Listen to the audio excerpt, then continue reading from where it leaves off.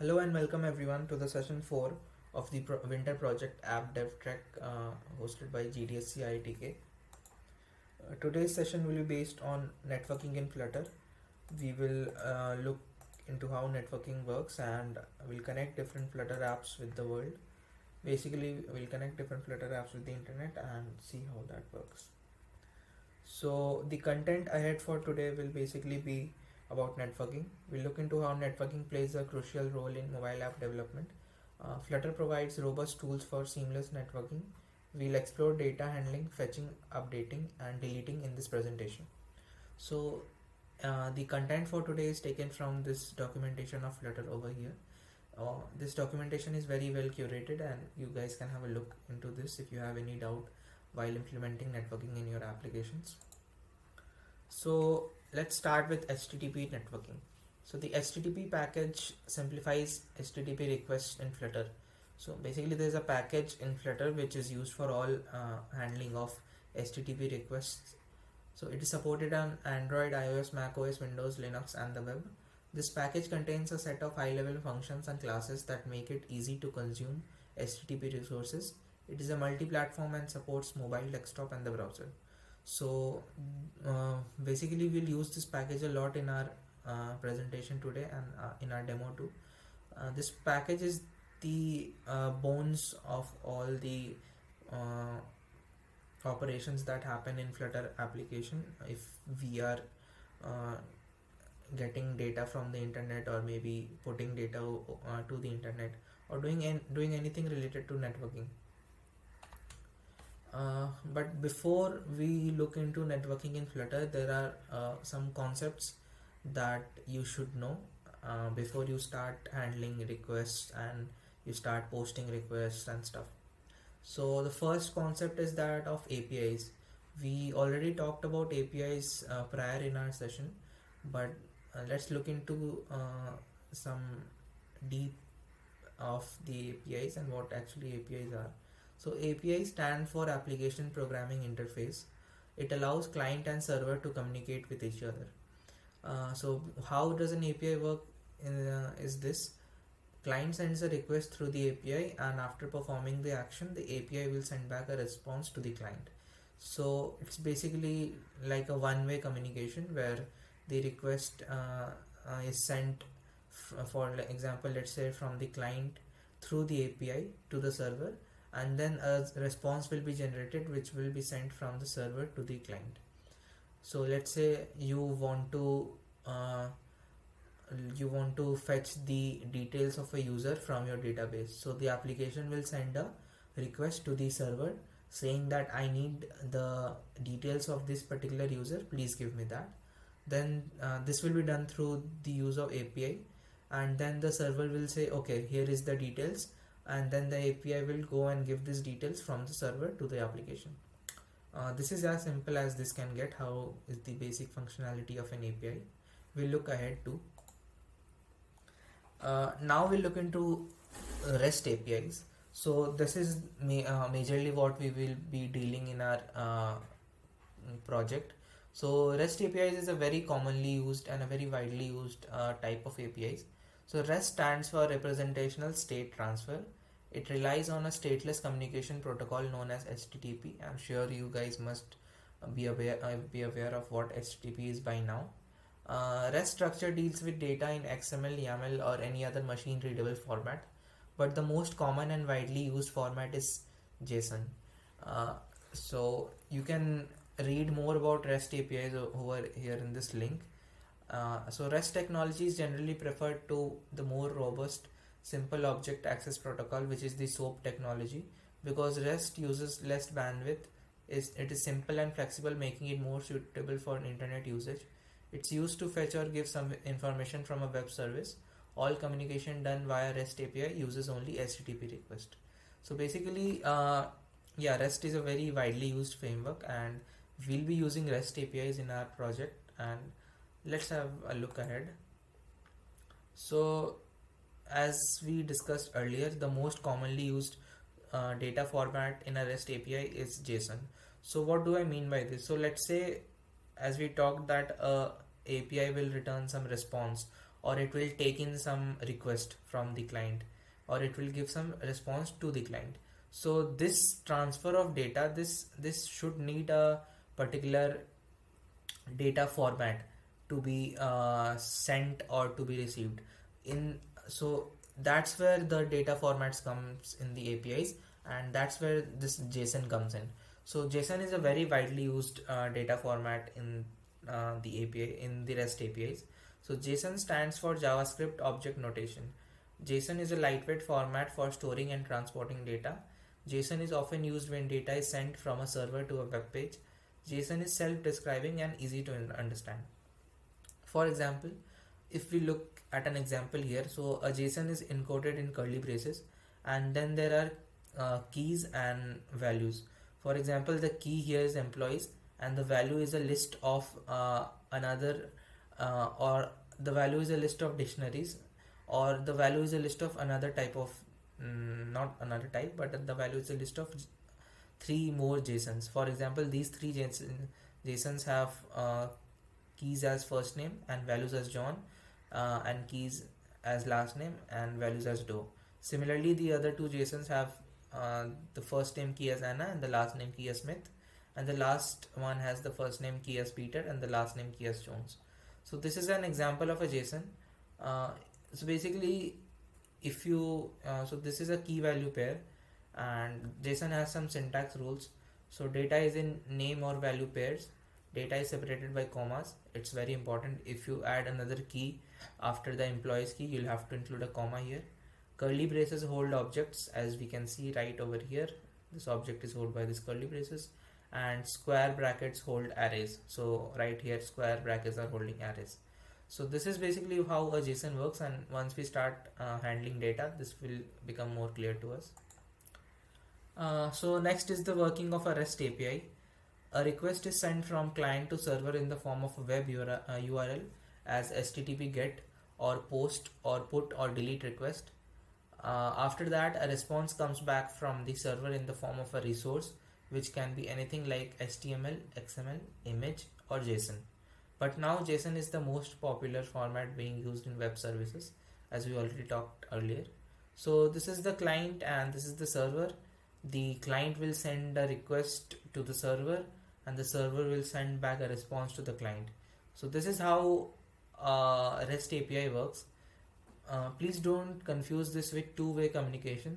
This is only one-way communication, because either the client will send the request and the server will send the response, or the server will send a request to the client and the client will send a response. This doesn't happen this doesn't happen all at once. This happens in two different let's say two different moments or timestamps. This cannot happen all at once. So this is called one-way communication, and this is also called stateless communication for REST APIs. Now there are different types of REST requests. So basically we'll look into 5 of them. The first one is a GET request in REST APIs. So as the name suggests, the HTTP GET method is used to read or retrieve a representation of a resource. In the safe path, GET returns a representation in XML or JSON and an HTTP response code of 200, which means everything is okay. In an error case, it often returns a 404, which means not found, or 400, which means a bad request. So what is a GET request basically? Let's say you have a repository of users on a server somewhere, and you need to read the details of the users on your mobile application. So you'll get and let's say you have a URL, a GET URL. So you will just hit the GET URL and then on your mobile application, and then you will just retrieve all the information of the users which is stored on the server. So this is basically a GET request. So it is only used to get something or fetch something from the internet and use it in your applications. Now coming up is the POST request. So the POST verb is most often utilized to create new resources. In particular, it is used to create subordinate resources that is subordinate to some other. For example, parent resource. On successful creation, it returns HTTP status 201, returning a location header with a link to a newly created resource with the 201 HTTP status. So what does this mean is basically the post request will add something to the existing repository in the server, or let's say there is a database of users, you want to add a new user, so you will hit the post request API, and this post request API will have some data in it of the new user which you are creating, and this will go and tell the server that this is the new user that is being created, you allot one more space in your database for this new user. So this post request works in that way. And the last statement here means that if the post request is successful, it will return some code, and that code will, and ideally it will also return the the information of that latest document, or the latest thing that we have added in our database from the post request. Next coming up is a put request. So it is used for updating the capabilities. However, put can also be used to create a resource in the case where the resource ID is chosen by the client instead of by the server.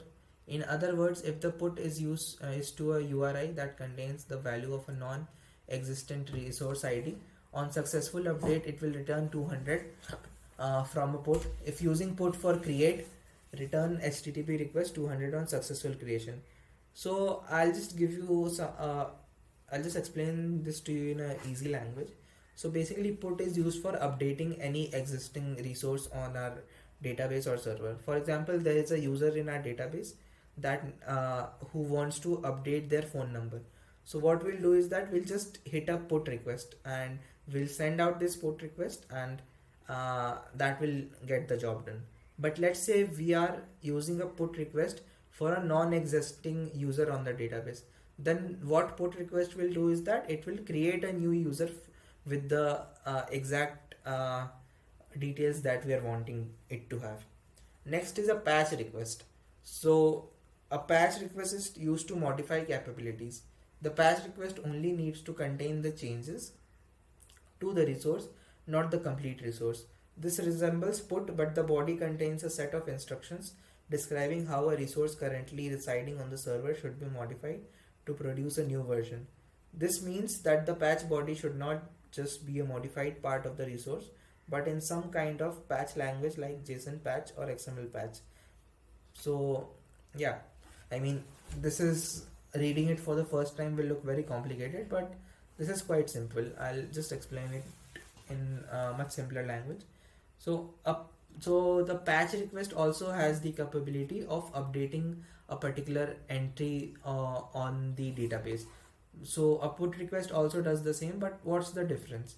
So for a put request, let's say a user has 5 fields in the database, namely username, phone number, email, then let's say address and age. These are the 5 parameters that a user user table has on the database. Now if you want to update any single parameter for, let's say, email of the user base, in the put request you will have to send all the 5 parameters. It doesn't matter if you only have to update one, you'll have to send all the 5 parameters. But in a patch request, if you have to update only one particular parameter of a user, you'll just have to send that particular parameter along with the identifier of that particular user. So that's the main difference of these two requests, but these two requests do mainly the same job of updating an a particular entry on a table in the database. Then there is a delete request. So as the name suggests, it is used to delete a resource identified by URI. On a successful deletion, it will return 200 along with a response body. So yeah, if you want to destroy something from the table, you will just, or if you want to delete something, you'll just hit this delete request. Next is a URI, which is a uniform resource identifier. So a URI, short for uniform resource identifier, is a sequence of characters that distinguishes one resource from another. For example, this is an example of a URI. Is a URI containing a scheme name. For example, you can see a names here, an authority, a path, query, and fragment. So a URI does not need to contain all these components. All this needs is a scheme name and a file path which can be empty. So basically, what is an URI? So as mentioned here, and let's look at the difference of URI and URL, then it will be more clearer. But here's another example of a URI. You can see in this example, telnet is the scheme name, and the numbers after the double slash make up the authority. The path is empty, which is why no characters come after the slash. So you can see the telnet here is the scheme name, and this is basically what do you say, the authority. So as you could see, if we just hit this particular IP address on our browser, let's say, this will open something, and this is basically the authority part. So if we look into the difference between URI and URL, it will be more clearer. So as you can see in this picture, a URL is a subset of a URI. So a URI is a string that uniquely identifies a particular resource. It encompasses both URLs and URNs. URNs are uniform resource names. We will not look into URNs for now. But a URL, and however, a URL is a specific type of URI that provides the means to locate and retrieve a resource on the web by specifying its location. So as you can see, you might have worked a lot with URLs. You might have opened a lot of URLs and worked with that, but you might be new to URIs, and URIs are a lot used in mobile app development. So we saw the examples of a URI. We'll look into deep into this, and things will get clearer eventually. So a general term for identifying resources encompassing both locators. So this is what an URI is, whereas a URL is specifically used to identify and locate resources on the internet by specifying their address. URI consists of a scheme, authority, path, query, and fragment, but not all components are required. URL is a specific type of URI that includes the network protocol, which is the scheme, domain or IP address, which is the authority, and the resource path. So basically only the scheme, authority, and path will be included in a URL, and that too in a particular format. Next, this is an example of a URL, as you can see, and this is the example of a URL on the right.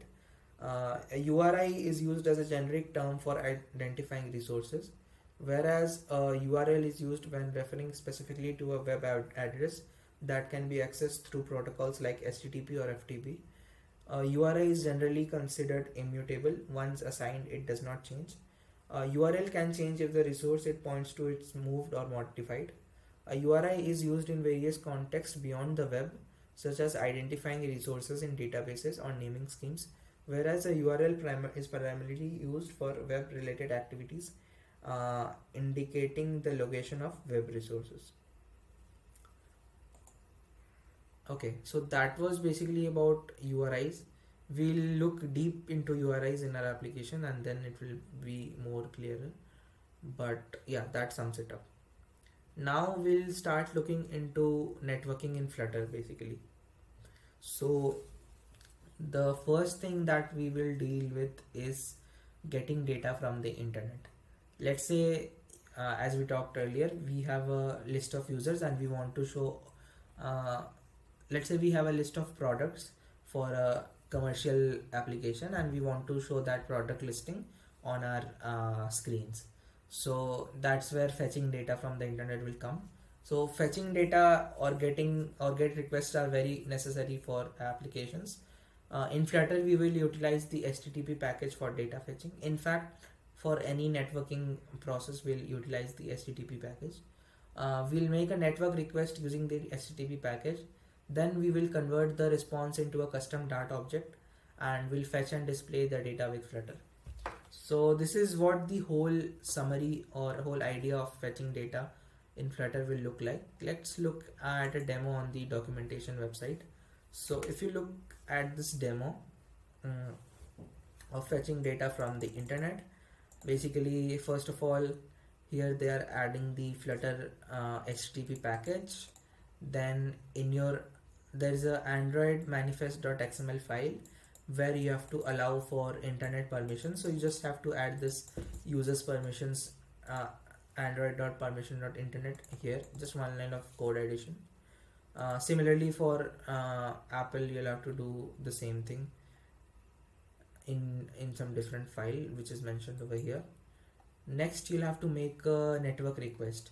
For example, if you want to get something from the internet, you'll have to call that, and for that we are using http.get.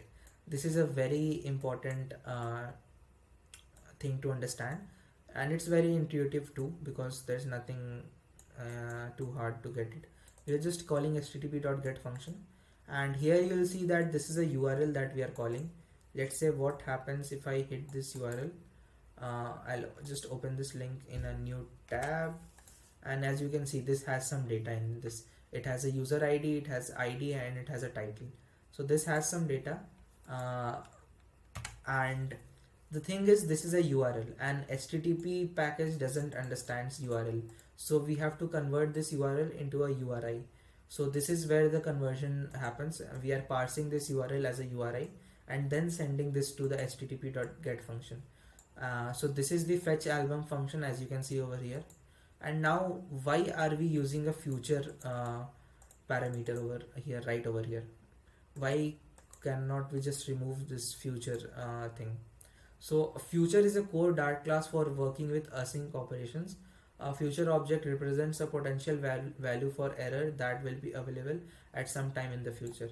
For example, what this means is that, let's say this http.get calling thing will take some time, because this depends on the internet availability, and it depends on a lot of things. Let's say how your server responds and how much time it takes. So that is not an instant operation. It will take some time, and we have to wait for that. So that's where async comes in. So it's an asynchronous operation, and it will take some time to happen. So that's where we need a future class. And the http.response class contains the data received from a successful HTTP call. So here you'll see that we are using the http.response class, because it will just contain the data in this particular response class, and it will show and also if there is data to be returned. So there might happen that the server is returning some garbage data and there is some error. So in that case, we'll have this future comes in handy, so that it helps in error handling too. Now once we have the data from this function, once we have returned that and stored that in some variable, we'll create a custom Dart object. So why we are doing this? Because this will help us a lot in our code writing, and we can reuse the code anywhere too. So let's say here we are having a album list of albums. So we are creating a album class. So this album class, as we saw earlier, has a user ID, has an ID and a title. So we are defining these three parameters. Then we are having a constructor which is saying that all these three parameters are required for this album class. And then we have some functions which is basically just defining and throwing a error in case there is some format exception. So basically here in this function, it will change the JSON and it will map this to this album class. So here you can see this is defining album.from JSON. It is expecting a JSON type, and in Flutter we'll use the map data structure for working with JSONs. So as you can see, this is the map data structure which has a key of type string, and the value as type dynamic, because we do not know what exactly the value of the JSON will be. It can be a string, it can be an array, it can be a number, it can be anything. So we are keeping this as dynamic. Then we are using a switch statement. Why we are doing that? Because we need to map different values of the JSON to the different values in the album class. We are mapping the user ID to the user ID, ID to the ID, and the title to the title, and then we are returning this album class. And if there is any format exception, we'll just say fail to load album. Once this album class is defined, we'll just convert the http.response to an album. So what does that mean? Let's see. We first of all, we have fetched data from the album right over here, and after this is done, we are storing this in a variable response. If the response code is 200, which means everything is correct, we already looked into this. Response code 200 means okay response.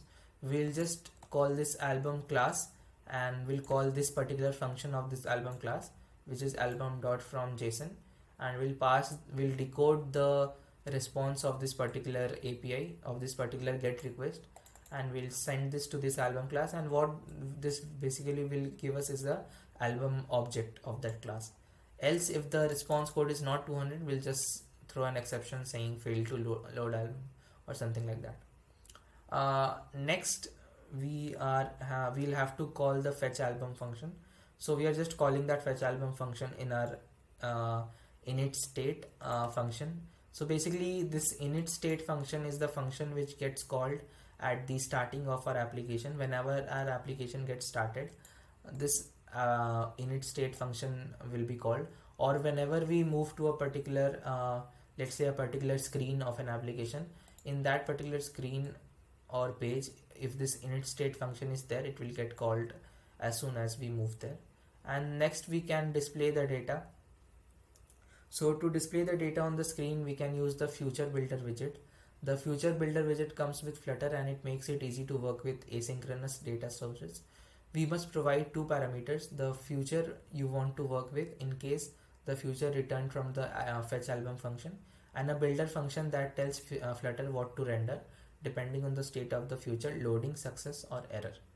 So let's see over here, we are using a future builder function of the album class, and this has a future named future album.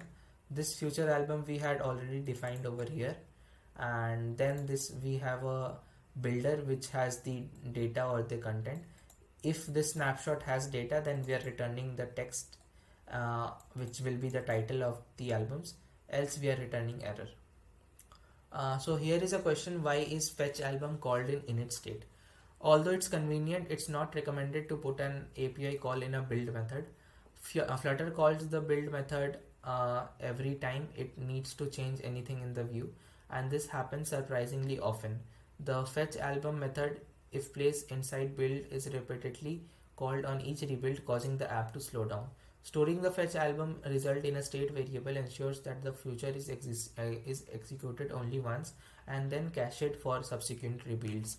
So what this basically means that if we put the API call in the build function or the build method, then this may be called multiple times, leading to a lot of latency in the application, and this will have some problems. So we just need to call the API once in our beginning, so that's why we are calling that in the init state method, and I think that's as simple as that. Here is the complete example of that particular application. Okay, so maybe I could just show you but we will have the demo later, but right now let's look into everything that we have in store. Next let's say we have got a response from the server, which is basically which will be expecting a JSON, and this JSON we'll have to parse this JSON and we'll have to make it machine readable. So actually it is machine readable, but we'll have to work with this JSON so that everything is very fluent. So we'll have to convert this JSON to a Dart object, and we have already looked into this. We were converting the JSON to an album class in our previous example. We have already looked at how we can use http.response class and future for asynchronous operations. We'll have to define a custom Dart object, then we'll have to return the HTTP response according to our Dart object. We have already looked into this right now, so we'll move ahead. Now we'll look into authenticated requests. So to fetch data from most web services, you need to provide authorization. There are many ways to do this, but perhaps the most common uses is the authorization HTTP header. What this basically means is that, for example, you need to there is a server which only provides you data only if you are logged into its database. If you are not authenticated and logged in, it will not provide you any data. In that case, you'll have to make sure that you pass the authorization HTTP header. So the HTTP package provides us a convenient way to add headers to our request. Alternatively, we can use the HTTP headers class from the .io library. Let's look at this demo and be more clearer. So this is something which we saw earlier.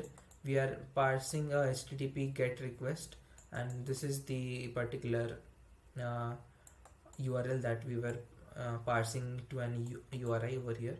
Let's say we need to we need to tell the server that we have already authorized to your particular server, and so in that case there is a functionality of passing headers, and here for example we'll pass the HTTP headers dot authorization header as whatever the authorization token we have, or whatever username or password that we have. This depends from service to service, but the whole idea here is that we need to pass the authorization header or token in a header format right over here as it is shown. So this is basically it. It's nothing more from this. Next we'll look into how to send data to the internet. Earlier we looked into how to get data from the internet. Now we'll look into sending data to the internet. So sending data to the internet is necessary for most applications. The HTTP package has got that covered too. So yeah, we'll have to add the HTTP package. We'll have to send data to a server using the HTTP package, and we'll have to convert the response into a custom data object. So it's quite similar to the GET request. Only difference is that you'll have to send data this time instead of expecting data to come from the server in terms of response. So you'll use the http.post to send data to a server. You'll display the response on the screen with Future Builder. Now quickly let's look at the demo for this too. So sending data to the internet is necessary for most apps, as we had already discussed. This is some steps which we already looked at. Coming at http.post. If you look over here, we are creating a new album right here, and we had already fetched the albums. Now we are creating new albums. So this is the URL for posting the request, and as you can see over here in terms of headers, we are passing the content type, which is application/JSON. This basically means that the content that we will be passing to the server will be a JSON type of content. Next, whatever you have to pass or whatever you have to post through the API to the server, you'll have to do that in a body parameter over here in Flutter in http.post. Your body will contain whatever you need to post. So right here, right over here, you are passing a title parameter which is holding some title, and this will be passed in a JSON format. That's why we are using the JSON encode function over here, which is converting this particular data into a JSON format before passing it to the server. Next, you'll see convert the http.response to a custom data object. This we already looked at. If we are posting something to the server, we are expecting some response from the server telling that your request has failed or your request has been executed successfully. If our requests are executed successfully, we will also get the data of the particular posted request that we just did. So the same procedure for as we looked into the GET request, we'll create, for example, an album class, then we'll have the parsing of the response, and then again the same method will be followed. So yeah, we'll look into the demo in deep ahead, but right now this is basically not required for now. We'll look into this, what this is telling us and all when we code. Next is updating data over the internet. So again, the steps will be the same. The only change will be that instead of posting, we'll now update data to the server using the HTTP package, and the particular function for that is http.put to send data to the server for updation. You can convert response to data object for effective data handling, as we had already looked earlier. We'll again look into the demo for this.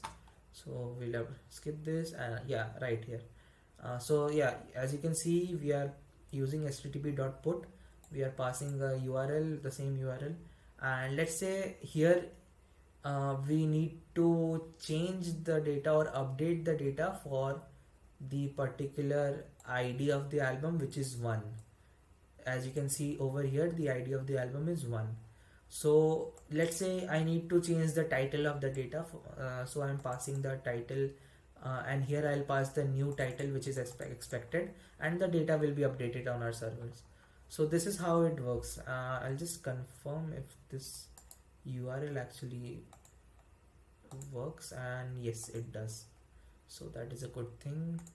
I'll just also confirm if this URL works. Yeah, this I think we already checked this, but just for okay, this yeah, this is a free fake API test, so this is going to work. Okay, cool.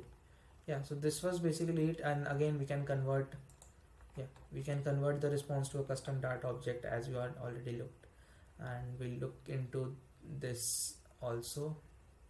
Yeah, but this is again the same thing. Next is deleting data from the internet. So yeah, if there is a user base, you might need to delete some data. So for that we will use http.delete method, and here is the demo for the same. You'll just have to pass http.delete, and then you'll have to send in the particular user ID or the particular ID of the album, for example here, which you are expecting to delete, and this will just destroy that particular entry from the table and from the database. And then after deleting something, you should also update the screen. For example, there is a list of products, and you are deleting a particular product, then you should also get the updated data on your screen. So you should also update your screen. We'll look into how we should do that, but right now it's fine. Okay, that was all we had about HTTP requests and handling the same for networks in Flutter. Next, we'll look into WebSockets. So a WebSocket is a bidirectional, a full duplex protocol that is used in the same scenario of client-server communication. It is used in the same framework of an HTTP request. It is used for client-server communication as well. But unlike HTTP, it starts with WS semicolon / or WSS semicolon //. It is a stateful protocol, unlike HTTP, which was a stateless protocol, which means the connection between client and server will keep alive until it is terminated by either party, client or server. So let's say in HTTP what we had is that client sent a request and the server responded, and the connection was ended at that moment itself, after that transaction was completed successfully, or either it failed, that doesn't matter, but the connection ended after that. But here in WebSockets, the connection will not end until either the client or the server demands it to end. So after closing the connection by either of the client and server, the connection is terminated from both the ends. Until and unless that happens, the connection will stay alive. So where do we need WebSockets? Let's say you have a chat application. So you are chatting with let's say a bot on the server. There is a bot that is made, and you are having a chat with that particular bot. So you ask the bot, "Hi bot, what is your name? What do you do?" If we had a HTTP request, then this request will be sent to the server, and this request will get ended as soon as the response from the server comes in. But let's say the particular bot wants to tell you something more after that particular response. So that's where a HTTP request will not work. That's where you need a WebSocket. So a WebSocket will continue running until and unless either of the parties terminate the connection.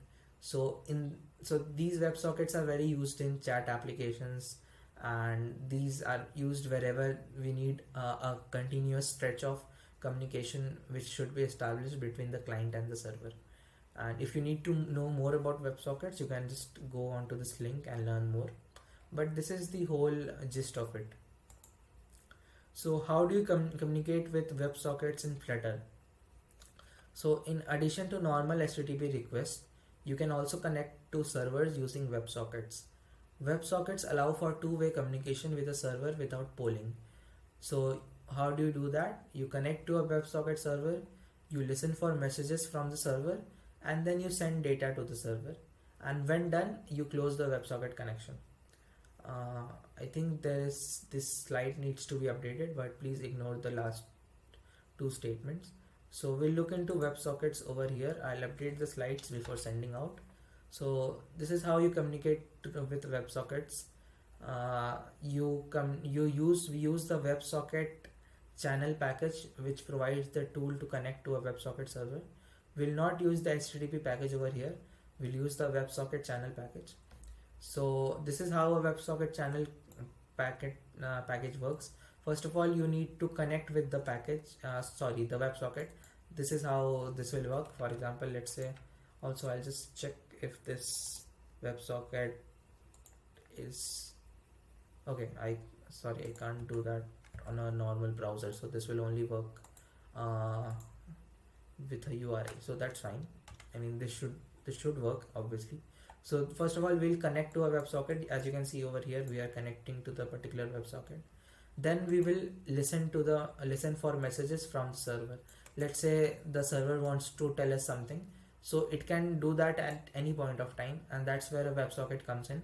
So once we have established the connection, we'll listen to messages from the server. Here we'll use a stream builder widget to listen for new messages, and a text widget to display them. So we are using a stream builder widget to wait for the messages, and we are the stream we are passing is that channel.stream, which we had already defined the channel, and the builder is basically what do we want to see in the front end, and here we are returning a text. Next, how this works. So the WebSocket channel provides a stream of messages from the server. The stream class is a fundamental part of the Dart async package, as we had already looked into this. So async is asynchronous functions. It provides a way to listen to async events from a data source. Unlike Future, which returns a single async response, the stream class can deliver many events over time. So this is what we require for WebSockets, right? There can be multiple responses coming in, and we'll have to handle those. So this is where a stream class we will use instead of a Future class. Future class can be used easily with HTTP requests, but not with WebSockets request. The stream builder widget connects to a stream and asks Flutter to rebuild every time it receives an event using the given builder function. So whenever we'll have a new event or a new response coming from the WebSocket, the stream builder class will ask Flutter to rebuild the particular widget.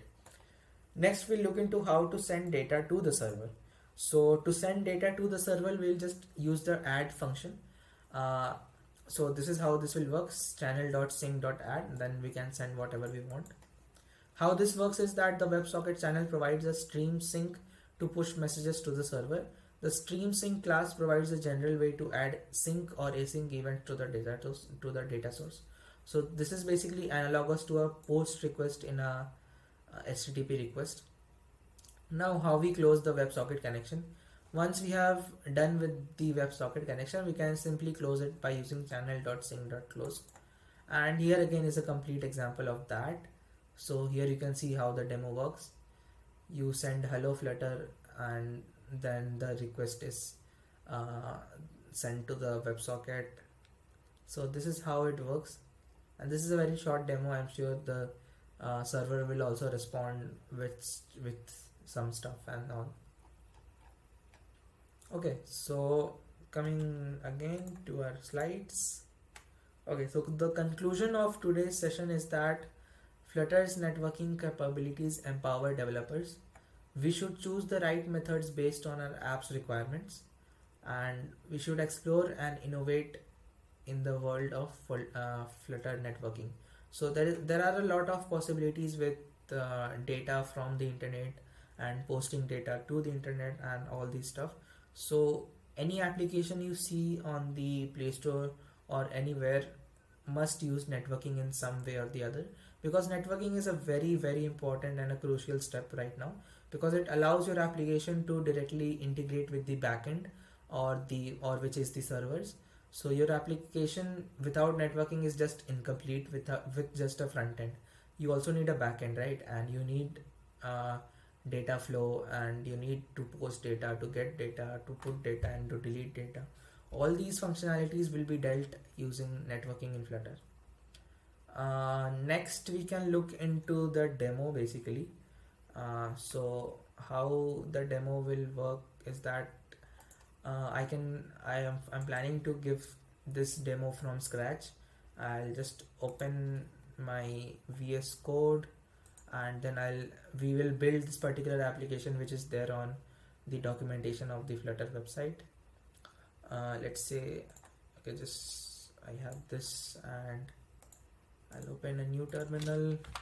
I'll go to code base and I'll create a new app. Flutter create, let's say I'll name the app as networking. Once this command is executed, we'll have our app ready.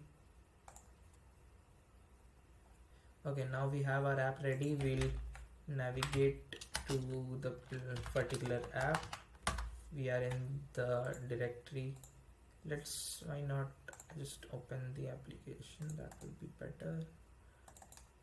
Okay, once we have opened this networking app which we just created, so we'll just go through how we should work on creating the application. First of all, we need to add the HTTP package. So what I'll do is I'll just paste this command, and if we just hit this command directly, it will directly add the HTTP package in our pubspec.yaml file. As you can see, it has added the package over here, and we can use the package from now on in our application. If I just do flutter run, this should run my application, and let's see what am I getting right now. So yeah, right now we know we will get a increment, a basic increment application which will work, which is the default application for Flutter. And yes, as we expected, we have this increment application. Now if we go ahead, yes, we have to add this particular line to use in the internet functionality in our application. We'll just go to the Android manifest.xml file. If you go to Android folder, then if you go to the app folder, then if you go to src, then main, you'll find this Android manifest.xml.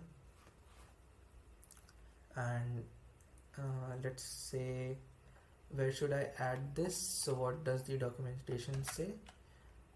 If you're deploying, add this to the internet permission. So I think I should add this right over here, and this should work. I'll just restart my application. Okay, application restarted.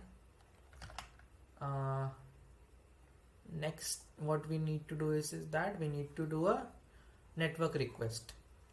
So let's say how I am planning this to be is that, so we'll copy paste this function for now. This function will just fetch the album data, and we'll do this obviously in our main.dart. In our main.dart, what do we need?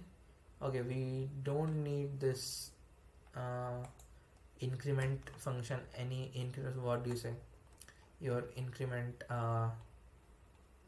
this thing, where did it go? Yeah, your increment application anymore. So we can get rid of that, but let's for now keep that in our space. Okay, so we are getting an error saying a response isn't a type, it cannot find. So what we'll have to do, we'll just have to import the HTTP class. We have already imported the HTTP class right here, but we are still getting the error. Why so? Because it cannot get the HTTP class. We will just make sure.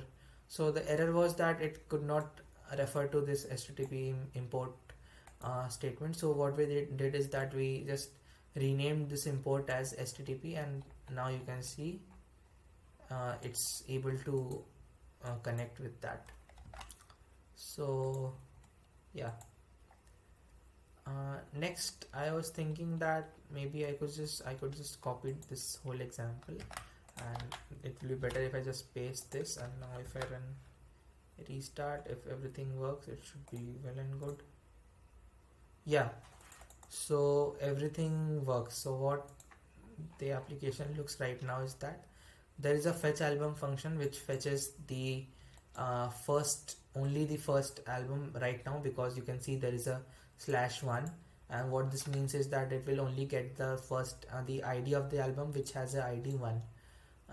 Next we have a custom class album, which has a user ID, an ID and a title. We looked into this earlier. There is a mapping from JSON class. If we get the data from the server, we need to map this to our album class. That's what is being done here.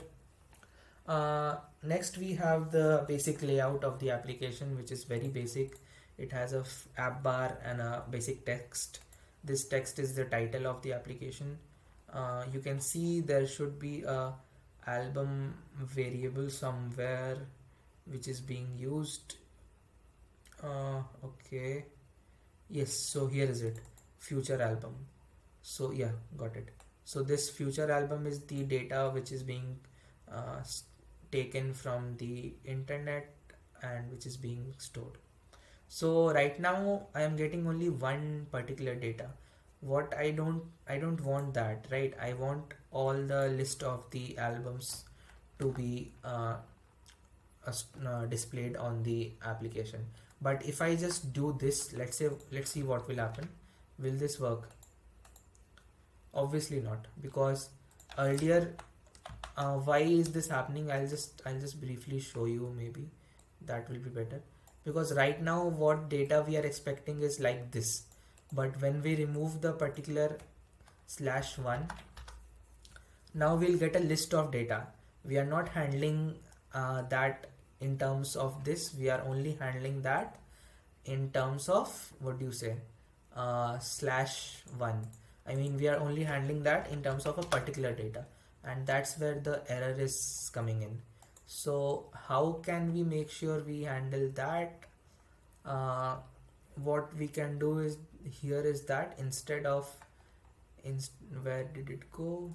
Yeah, instead of having one particular future album variable, we can define this as, what do you say, as a list of variables. So how you can do that is you can just call the album. No, that won't work. Okay, let me check this. So basically the thing is that we need to store this in a array type or a list type in Flutter, so that we don't get that particular error that we are having right now.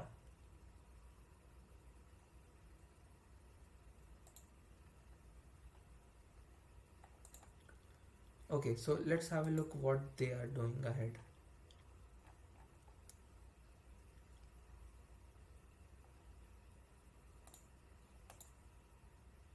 Okay, got it. So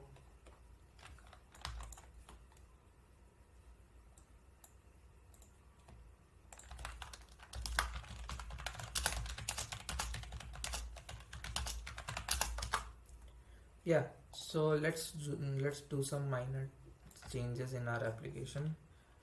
Album data, let's name this to this, and let's say we yeah, here for example they are not displaying the data which we are fetching from the album data. They are displaying a hard-coded text, so we don't want that. We want that to change also. For example, here I am using this as one. Let's say what's the name of this album. It's named future album. No, sorry, this is the title of the app bar. I was wrong. Okay, let's change the title of the app bar to, let's also make this album data, and now we are good to go. Okay, we'll just make this a list. How you do that in Flutter is that you call the list class and you wrap that So now we are done with this, but now there are a couple of other changes that needs to be done. What are those? You'll have to add a list class right here as well. Okay, and why is this error coming in? So value of type album can't be returned from the function fetch album because it is a type of what is it, list album. So okay, once we do this, this goes away, but we'll have to see how we can get that also working. So let's say I make this a list. So now we are returning a list, but we'll also have to make sure that we handle that case right over here too. So let's say I am defining some dynamic list. Okay, list dynamic, let's say it's name it's data, and I'm just decoding the JSON of the response what do you say, response dot body. Okay, this works, and now I can have a list of albums which I want to return. Please note, I want to return these albums. Let's say I call this albums. Okay, now what I need to do is that I need to map this current data to this list of albums. How that can be done is that data dot map JSON, sorry, not data dot map, let's say I want to call this as JSON. Okay, now what I can do is that I can just maybe copy paste this from here to here, and I can just change the name of this particular thing as JSON and remove this goes here. So what is the issue I am getting? Okay, so yeah, the issue is that this is fine, albums dot from JSON, this should be okay. I should not do this, maybe expected to find a brace bracket. So where did it find expected to find a bracket? Let me check.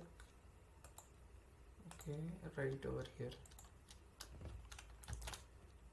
Yeah, and we need to parse this as a list. No, that won't work either. So what we are doing here is that we want to return a list of albums. We don't want to return just one album or any other album. We want to return a list of whole albums. So that's why we are first of all we are obtaining the list from the internet, and then maybe we are just parsing this list as a list of albums and doing stuff. For example, if we just print the data above this, let's see what happens. If we just print this data, and if I just return, let's say for now I just return an empty list will also work, I guess. Okay, this is okay, this works. Future list album can't be assigned to a future album. Okay, I get its point, but we don't need this for now. So what we can do is that we can just maybe, where is the future builder class? We can just ignore this. We can have any text. Let's say this is our text. Okay, fine, and let's say we give this text as hi. Okay, now if we rebuild the application, let's see what happens. Okay, we are getting this hi, but there is an error.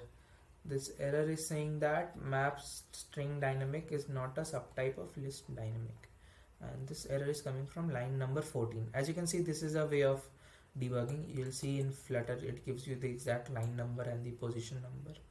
So here is the particular error. That error is that type map string. Okay, the issue is that I should remove this thing. I need to get the data of the whole albums. Yes, so right now if you see, I am getting the whole album data over here as we saw in the browser. So yeah, we are able to fetch the data. Now we just need to map that data in the list albums function. So yes, again the error here is that a value of type iterable album can't be assigned to a value of type list album. So I should force this to be a list, I guess, if that works. But this should work. But okay, yeah, this makes it work. Okay, so I was just having some error in the braces in the bracket. So yes, you should force this to a list. It was being converted to some other class which was iterable class. You should force that to a list. And now if I return albums from here, yeah, this should work. There is no error. I will just let the comments be there, no issues. Okay, so now we are on track. We have a new function fetch album which will fetch some album from the internet, and it will show that. Now next, what we need to do really is that we need to change the future builder object right over here. We don't need this text. We need to show a list of, what do you say, a list of albums, correct? Okay, so again here we'll pass a list of albums. We don't need just one album, we need to show a lot of albums. If snapshot dot has data, we don't need to show only one text, we need to show a list of text, right? That is the whole idea over here. So let's say I can show a column. The column will be a list, and this is my column. Let's say my main axis alignment of the column is from the center. I think you guys should be familiar with all these things till now. The column will have a children, and I need to display the children. I'm using a for loop for album. Album is basically the class, and this particular album is whatever I want my name of the for loop variable to be in snapshot dot data. This works, correct? Yes, I think I'm doing right till now. And then what I need to return is a text, and this text will have album dot title. I really hope this works. Okay, I'm having some issue. Okay, now it's fine. Okay, let's see if this works. Okay, we are getting an error. Let's see if this is not any other error. Okay, I need to run it here, Linux.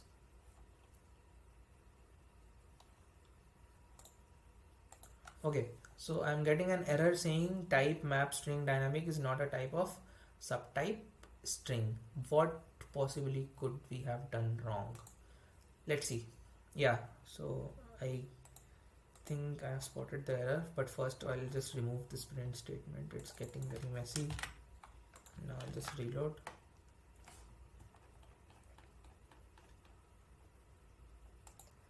Okay, so let's check if our data is correct or not. First of all, whatever data we are getting inside this, what do you say, album thing, print album. Okay, what is this expected to find? Okay, this is basically a one-liner code syntax, so that won't work, but we'll have to debug what exactly is it going wrong over here. So it's not giving the exact place where it has, I mean where this error is coming from, but I'm pretty sure this error is from this particular line. Okay, we are using an album, and for for each album in the snapshot.data. So the snapshot.data is a list of, or an array of albums. I am displaying the album title, but what, okay, so I think the issue is that we are not converting this album to a to a from, I mean we are not mapping this album to a from JSON, and that can be a particular issue over here. So the error is that type map string comma dynamic is not a, I'm just trying to Google out stuff. So this is a very important part of debugging. So whatever error you have, be sure that error has been encountered by somebody else, and that error has already been solved by somebody else on the internet. So you don't have to wait for that. You just have to Google the stuff properly, and that will lead you to the error very soon. So make sure you utilize that, I mean a lot, and that will really help ahead. So album, so what could we be doing wrong? I'm not sure. Let's say I don't, what was the error again? Just keep this open in my next screen. Type map string dynamic is not a type of string. Okay, let's just display some random string over here, and let's see if this works. If that works, we'll get to know. Okay, right now it's not working instead of that, so the error is coming from here in this line. So that means is that we are not parsing this as a particular album. So if we go back to our blog here, we can see somewhere they were parsing this, right? I mean this was present somewhere where they, I think in the fetch album. Yes, got it. Yes, so right, you'll have to do this thing. If you don't do this, if you don't parse your object as a album, how are you expecting this to be run? Okay, so I don't think we did this earlier, right? In our fetch function. Where is our fetch function? Okay, where is our fetch function? Here is our fetch function. Let's see if we are getting the correct albums. First of all, if that works, then this will make a lot more sense.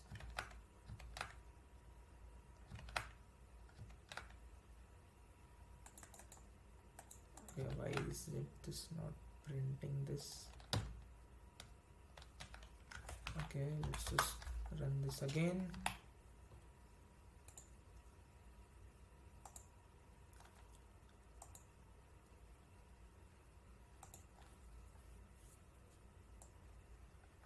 I just need to print this. Again, this is not getting executed, I think.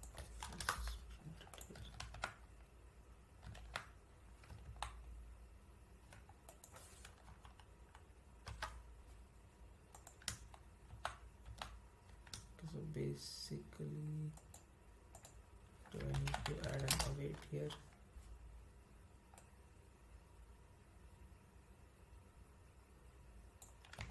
No, I don't. Just use one.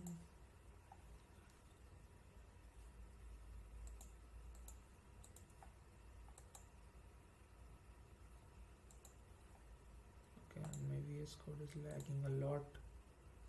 Not sure what's happening. My machine either. Okay, yeah. So the thing is that the situation is that the error is right over here in this line, and we have the snapshot.data. Where is the snapshot.data? Here, snapshot.data is of future album, and future album is fetching the album. So let's say we just try to print the future album, and let's see what happens. Not sure whether this. Okay, this is printing an instance of future list albums. Let's say I need to get only the first. Okay, not like that. Future album dot then, and I need to print this one. Okay, let's try this. Instance of future string. Okay.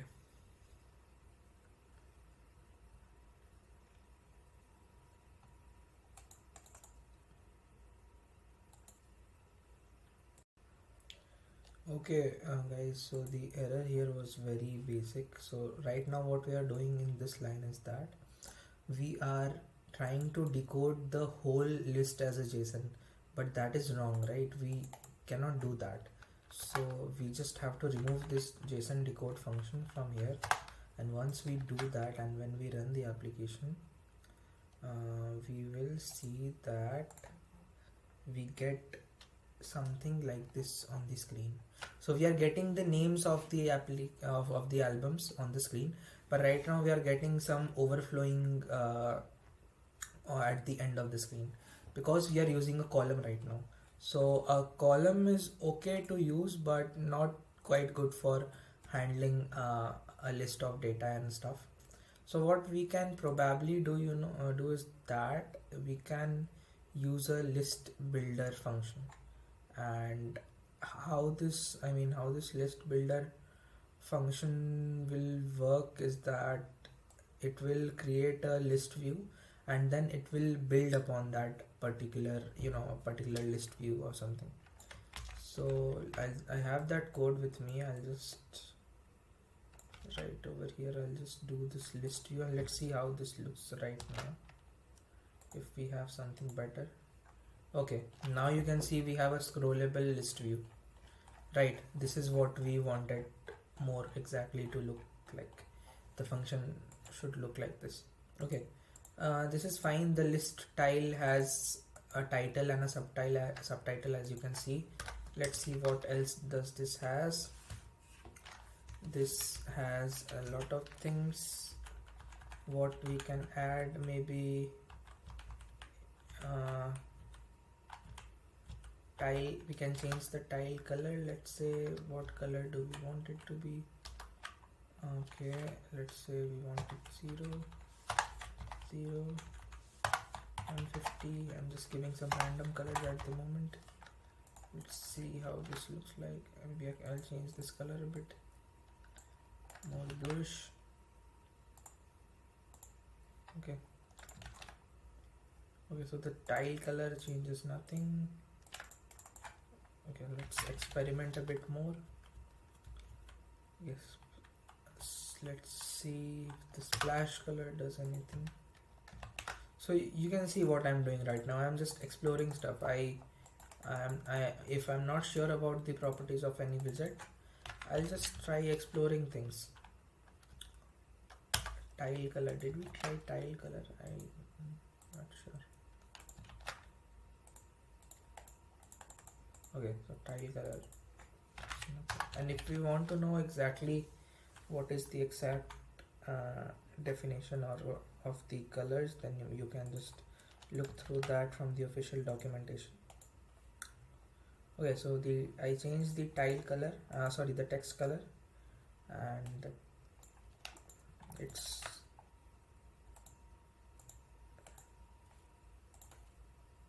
okay. Where did it go? Okay, here, right here. Yeah. So let's not do this. Let's just change the selected color as this and let it be. Maybe to a more prominent color, that would be good. Okay. Yeah, so this is done. What I was thinking of doing is adding a adding a border to the list style. So let's say I don't know how to do that. I'll just go to Google, add a border to a list style flutter, and if we do that, just wait for the response. And list the border to list style flutter. Okay, so I'll go to the Stack Overflow thing, and as you can see, this answer works for me. I'll just go back and sorry, not go back over here, and in the list style I'll just add the shape, and let's see if this works. We are adding a shape parameter, and yeah, so as you can see this is working, but the only thing that's wrong with this is that it doesn't have any space between itself. So for that I should add some space. Let's see if this list style has any padding, content padding. It does has that. I'll do edge insets dot all. Padding of 8 should work. Yeah, so what did it do right now is that, so as I said earlier in the first session, padding works for inside the content, so it's adding padding inside the list style. I don't need that. What I need is that I need some space outside the list style. So first thing I can do is maybe I can wrap this with the padding itself, and let's see how this works. Okay, so yeah, now you can see this is working.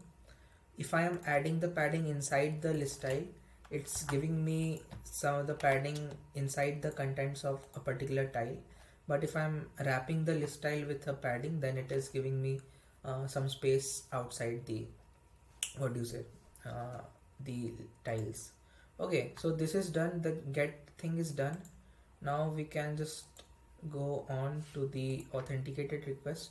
Okay, this is nothing. You just need to pass the headers, and right now we don't have any API token. If we had any API token for authorized request, we would have just passed this over in the get function. So this is fine.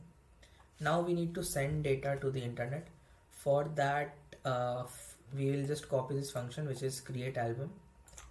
Let's say I copy this function, and where is my get album? Okay, I do this.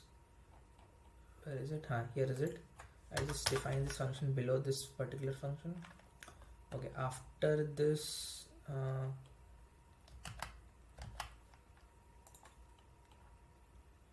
okay, this we already have. Okay, we have a album class. Next, let's start creating album. Okay, this is already defined, right? Create album. Okay, let's, instead of that particular function, let's use this one because this is more refined. Create album.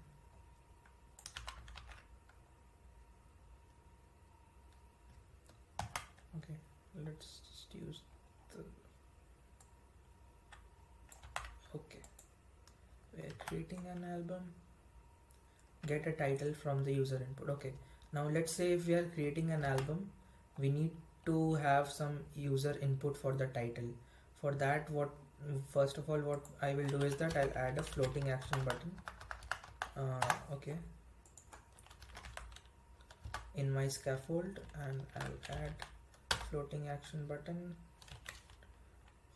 What does the floating action button needs? It needs an on pressed. What else does it needs? It needs nothing else. An on press will work, but we'll add, what do we need to add?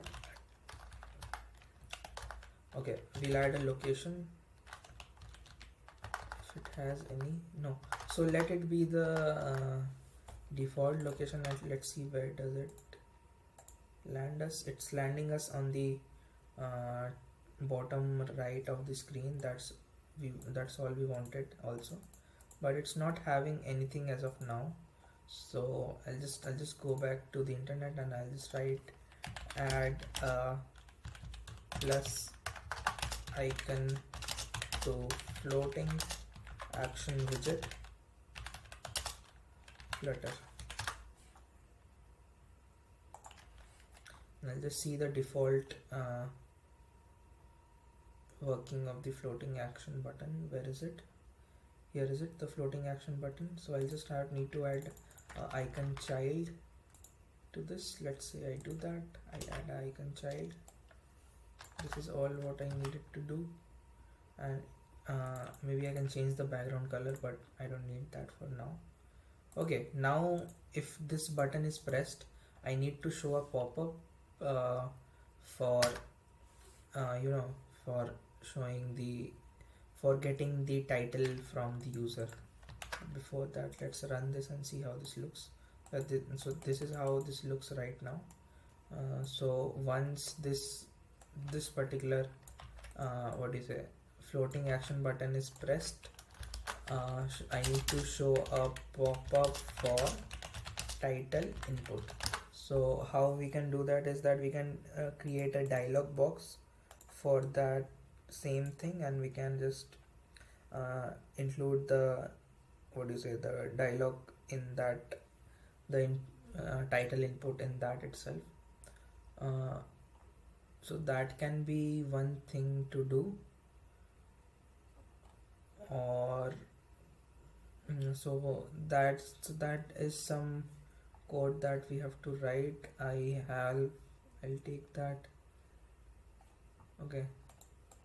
Or is something better that we could do is that we can maybe change, we can maybe set the state for that. Okay, right now we cannot set state of this because we can set state because we are using a stateful widget. So let's check if that works.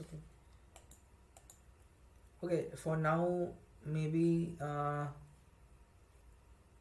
what we could do instead of this is that in this particular child we could have added a text form field or a text field itself instead of this, but what do you say, icon button. Let's say I wrap this in a row.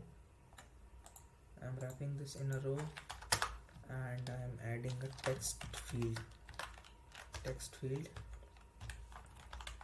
and let's say what does the text field needs. So basically a text field will need a controller. What is a controller? A controller is a reference for the particular text field. So whatever you do with the text field, whatever data you store, it will be stored in the controller. So text field controller, let's say that's what I name it. Let's say text field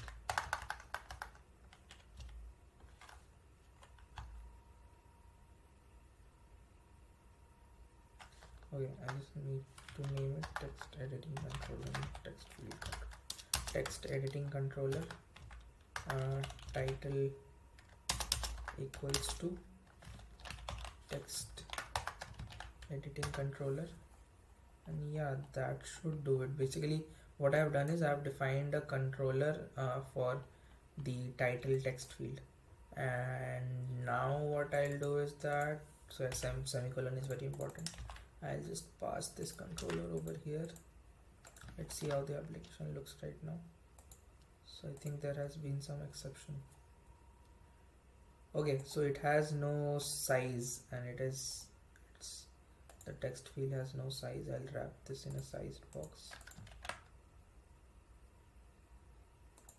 Okay, I'll give this some, let's say height 50. I'll give this some width 50, and let's say this, if this works right now. Okay, yes, so I have given this some height and width, but that is quite small, so I'll increase the width to, let's say 200. As you can see, I have increased the width to 200, but I think I should decrease it, then only it will make sense. So if I write anything here, it's working, it's taking the input, but the issue is that this, what do you say, this size box is overflowing the row widget, so that is causing an issue. We don't want that, so let's say we'll also wrap this and we'll give this a width. Okay,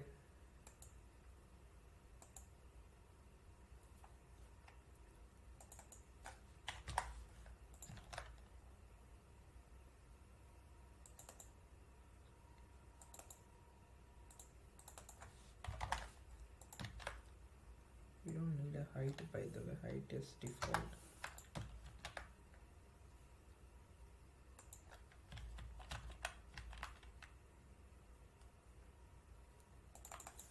Instead we don't need a yeah, sorry for that. Okay, yeah, so this is something that we have right now. So the UI is not that intuitive, but right now what we have done is that we have created a text field, and beside that we have a plus icon. So let's say I don't want this icon to just be there, I want this to be an icon button. Basically, I don't want this to be a normal icon, I want this to be an icon button. This will have an on pressed. What else that this will have? This will have an icon. I want this icon to be what do you say, icon start. Let's give it add. And right now if you see this, yeah, this is an icon button basically. So what I want now is that if I click on this plus button, the album should get created from the text from this field. So from on pressed over here, I'll add the functionality of create album with the title from the title dot text, and also let's convert this to string.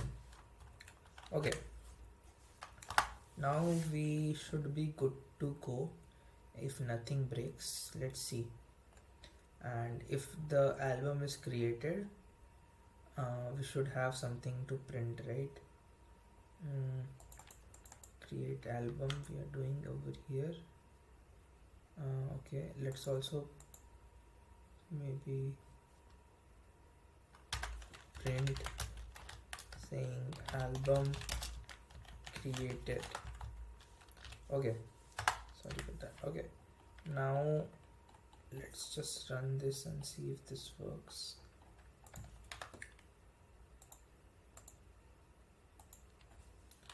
Album of Flutter learner. I click this, it has loaded with some, yeah, so the album is created, but it has got some other errors which we will see. So it's failing to load the album, which we will look into it. But the thing is that album has been created because this we have hit this statement over right over here. Okay, failed to load album. This is in line number 41.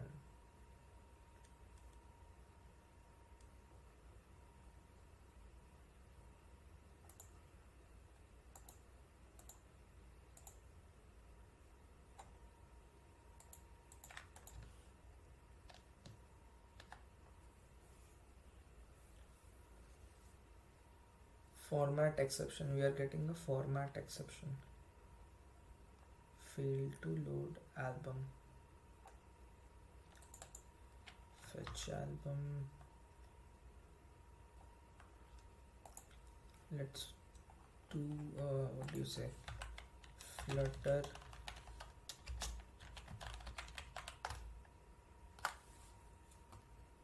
okay,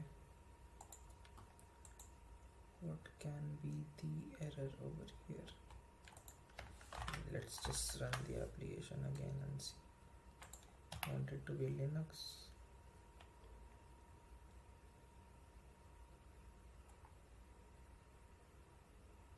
Okay, yeah, so it's coming fine. Let's name it Flutter. So it's giving me album created, but then it's throwing me what do you say, error from line 41. Okay, I see the issue. So it might, okay, so what's happening is that we are parsing this, what do you say, album class. I see, okay. In this fetch album, where is the failed to load album. Okay, where is that? So we were parsing the whole album as a list, but now it's expecting this to be uh, a particular object of an album. So that's where the problem is coming in. So we can, for now, we can just ignore this part because this is not required also for us. We just need the album. We just need to know that our post request is working, and that definitely is working as we saw. So maybe we can just ignore this error for now because this doesn't mean anything useful to us. Yeah, so our post is also working as we saw. Next is what? Okay, next is update data over the internet. So yeah, if you needed to update the data, you'll just use this update album, and yeah, it will just call this put function instead of the post function, and everything else will be just exactly the same. If you need to delete data, you'll use the dot delete and you'll pass whatever ID you're expecting to delete right here. Next, coming to WebSockets. So WebSockets are not commonly used, and at a beginner level, we won't be dealing with a lot of WebSockets and stuff, but it's recommended that you try to build this particular small demo application on your own, and I would highly recommend you all to build this particular application apart from the one that I just showed you all. So try building these two applications and for your learning purpose, and then there will be assignments too. So you can see there are some error coming here, that bottom overflowed by 4 pixels. So these kind of, these are some UI bugs which you can fix easily, but right now I'll leave that to you guys. So this was basically a demo on networking, and I think we can close over here. And please note, you will have your assignments. Your assignment 3 is already uploaded. Assignment 4 will be uploaded very soon, and assignment 4 will be creating an application based on networking. So yeah, best of luck for that. And yeah, I think we can end on this note. Thank you for attending the session and hope you enjoyed it. See you in the next one.